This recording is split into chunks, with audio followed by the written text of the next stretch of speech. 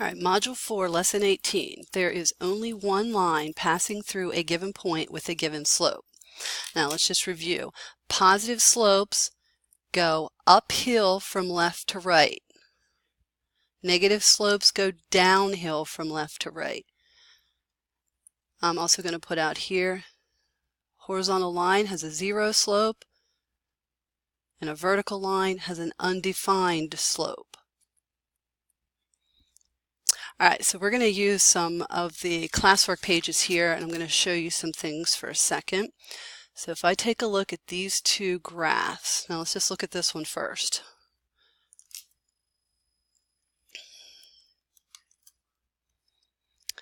All right, so the y, well, if I go to graph this, where is the point where this line connects with the y-axis? That's right here. What is that coordinate? Well, here's the origin. So it's 0, 1, 2, 3. So 0, 3. This number matches the number that's added in my equation. What's the slope of this line? Well, let's go from this point to this point. It's like up 2 and over 4. So our slope is 2 over 4, which reduces to 1 over 2. So the slope is a half. Of course, we know from the last lesson that that should match the number that's multiplied times the x. Okay, let's take a look at another one, see if this works over here. Here's the origin. The point where our line intersects the y-axis is right there. That would be 0, 7. Same thing again. Slope of this line, if we find a couple points and count some spaces, looks like 3 to 1. It's going downhill, so it's got to be negative, so negative 3. There it is. All right, so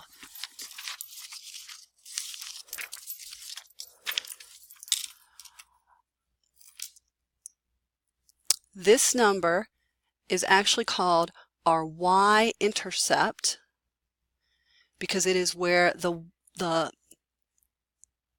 graph crosses the y-axis. Okay, it is the point where your graph crosses the y-axis. So negative 2, here's our y-intercept. 1, 2, right there's our y-intercept. This is our origin, rather. This is our y-intercept. So at negative 2 is where it crosses. Our slope is negative 2/3, so let's count some spaces and see if that works. Of course, it's going downhill, so we know that's right. This is 2, this is 3, 2/3 would be the slope. Okay, one more to check out, and then we'll switch modes a little bit. Y-intercept is negative 4. Let's see, here's the origin, 1, 2, 3, 4. There's the y-intercept, good. Slope is 5, so check out 2 points. This is 5, this is 1, uphill's positive, so the slope is 5. That looks good. All right, so it seems to be working for all of these equations. So let's try to graph one just being given the equation. Okay, so here's our equation we're going to try and graph. Now remember, we used to be able to make a table for this, pick some values for x, figure out what y is, and then plot those points. Well, this method of graphing is going to be much, much faster for you once you get practicing it and get the hang of it. So we're going to start by plotting a point on the y-intercept. Our y-intercept is this right here. So 0, 1. Sideways 0, up 1. This is where our line is going to go through the y-axis, somewhere through there. We don't know which direction yet, but somewhere through there. So we're going to put a dot on the graph at whatever that point is. Now our slope is positive 2/3. The top number is always telling us to go up or down. The bottom number is always telling us to go side to side. And this is positive, so we know when we're done we have to go uphill. So if I start at this point and I go up 2 for this and over 3 for this, could also go 3 this way, which of these lines would produce a positive slope? Well, this isn't. This is negative. This is going downhill, so I wouldn't want this. But this is positive. So there's where I want my line.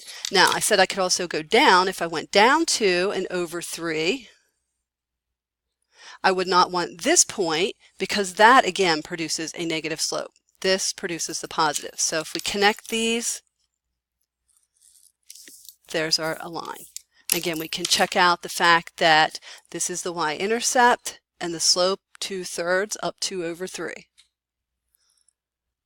Let's try another one of these. Our y-intercept is -2. So on the axis, we're going to go down 2. This is on the y-axis. It's our y-intercept, down 2. Our slope is -3/4. So we're going to go up or down 3 and over 4. If I connect that, I have a positive slope. I don't want that. So let's try going up 3 and over the other direction 4. That gives me a negative slope, so that's the one I want. If I happen to go down first, that point would work. If I happen to go this way, that point would not work. All right, so we draw our line, and everything looks good there. We're going to try one more. Okay, I know this is new for you, but I really want you to get the hang of these. All right, here's the next one. Our y-intercept is -7, so we're going to go way down here to -7, put our dot. Our slope is 4. So what's that mean? We just go up 4? No, we write it as a fraction. The top number is what we go up or down. The bottom number is what we go side to side. So from our y-intercept, not from the origin now, from our y-intercept, we're going to go up 4 and over 1. Which of those is going to produce the slope I want of a positive 4? Well, not this one. That would go downhill. So we want this one. Draw the line, and we're done. Okay, simple as that. So one more time. Start at the y-intercept and use your slope to get another point. Count from the y-intercept then to use your slope to get another point.